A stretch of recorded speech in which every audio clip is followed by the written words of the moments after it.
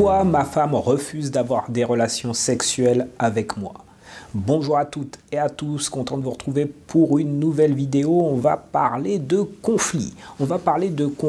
Pourquoi ma femme refuse-t-elle de faire l'amour? Pourquoi elle me rejette? Pourquoi elle me repousse? Je ne comprends pas, ça fait plusieurs mois que nous ne faisons plus l'amour. Voilà, je n'en peux plus, je suis obligé de me cacher et de me masturber sous la douche pour pouvoir me soulager parce que ça devient insupportable. Que dois-je faire? Je n'y comprends plus rien.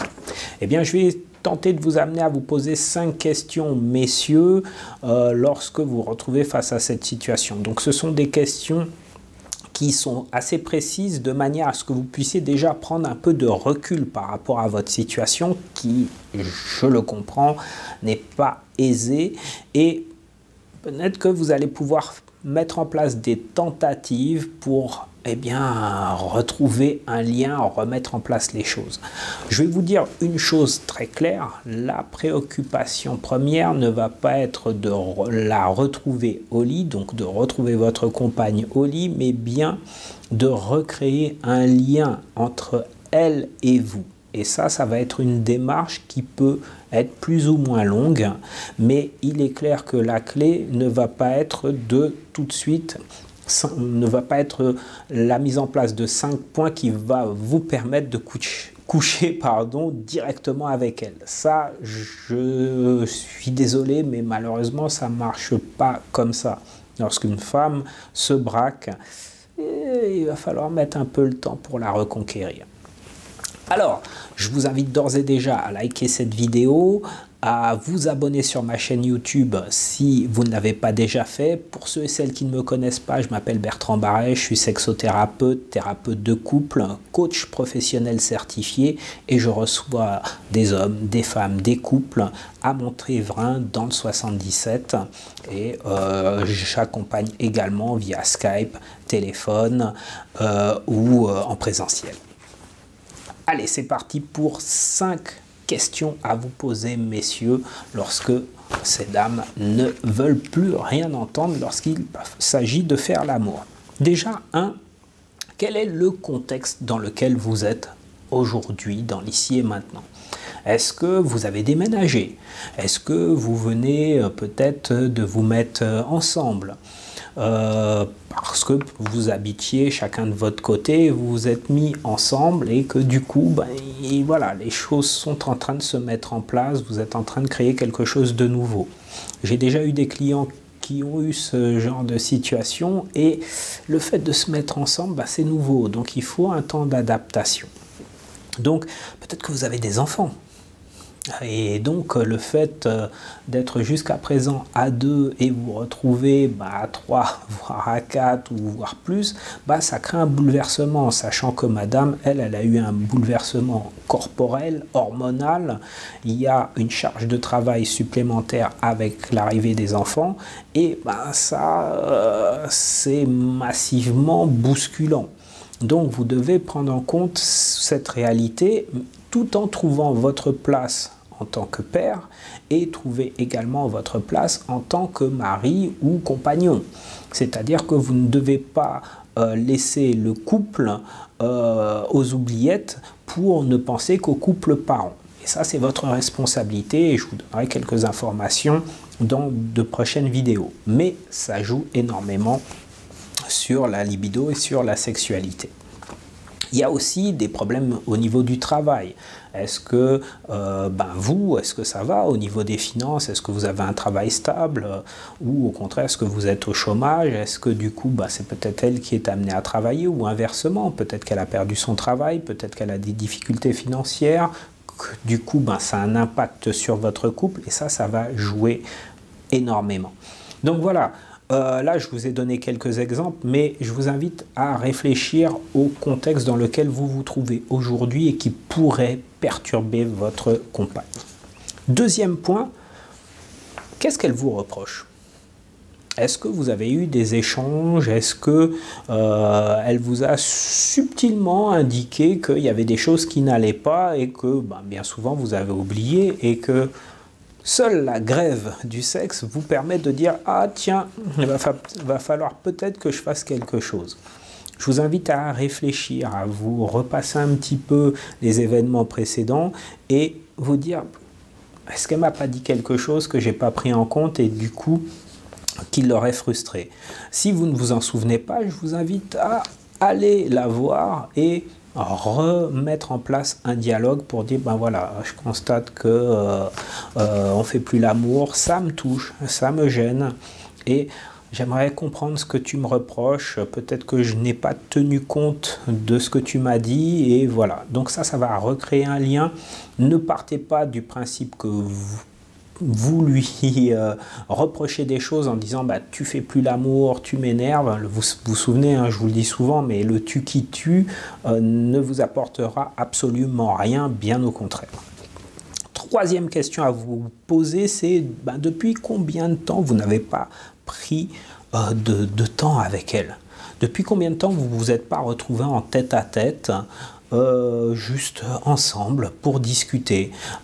Attention, hein, je ne parle pas d'un super restaurant, je ne parle pas d'un week-end en amoureux, je ne sais dans quelle île paradisiaque, hein, je parle juste de vous retrouver juste ensemble, à éteindre la télé, à éteindre le portable et à se dire, ben voilà ma chérie, voilà, je voudrais qu'on parle, qu'on se reconnecte ensemble et que, voilà, comment tu vas, comment ça se passe pour toi et voilà, remettre du lien comme ça et vous taisez, vous la laissez s'exprimer, vous la laissez être là sans proposer de solution. Je le dis régulièrement, mais c'est hyper important pour recréer du lien.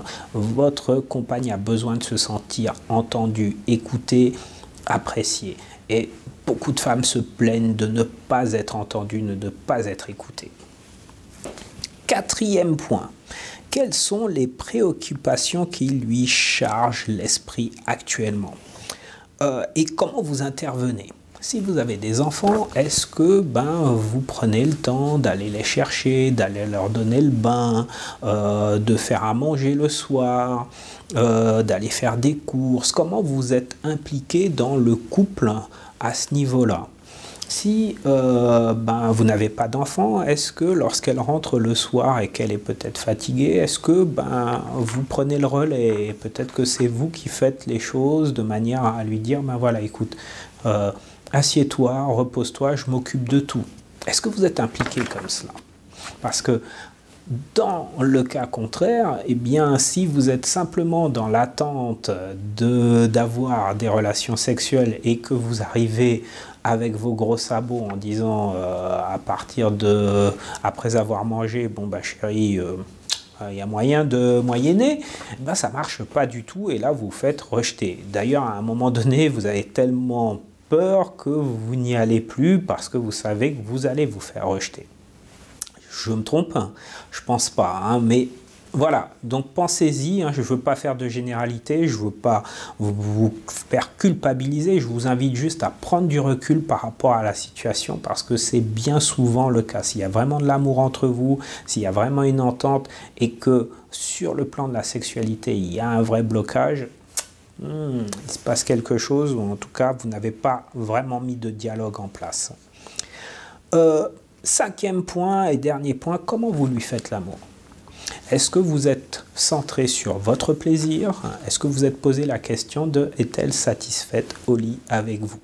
Alors peut-être que vous avez des difficultés de troubles sexuels, peut-être que vous avez des difficultés d'éjaculation prématurée ou peut-être tout simplement vous êtes jamais posé la question de savoir si elle avait du plaisir ou pas et du coup pour vous c'est automatique et c'est normal.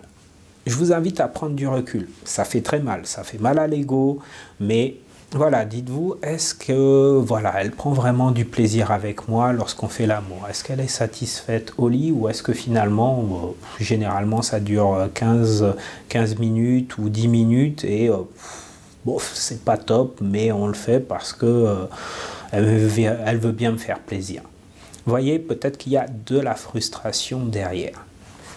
Voilà, j'espère que ces 5 questions clés à vous poser, messieurs, va vous permettre de prendre un peu de recul. Si vous avez besoin d'un accompagnement supplémentaire, eh bien, je vous invite à répondre au sondage que j'ai mis sous les commentaires de cette vidéo. Et je vous propose un accompagnement personnalisé pour vraiment aller plus au clair sur ce qui peut bloquer et vous donner les éléments vous permettant d'aller de l'avant, de ne pas rester dans quelque chose où vous tournez en rond en permanence.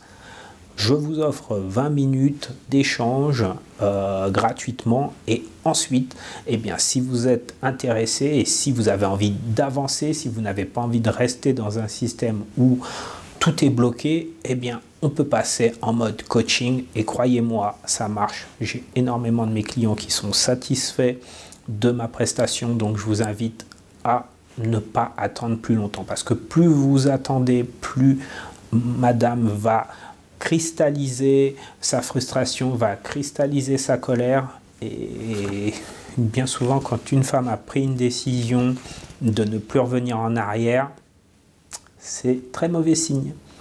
Alors, vous avez la possibilité de changer les choses, n'hésitez pas. Je vous dis à très bientôt, likez, partagez et abonnez-vous à ma chaîne. À ciao!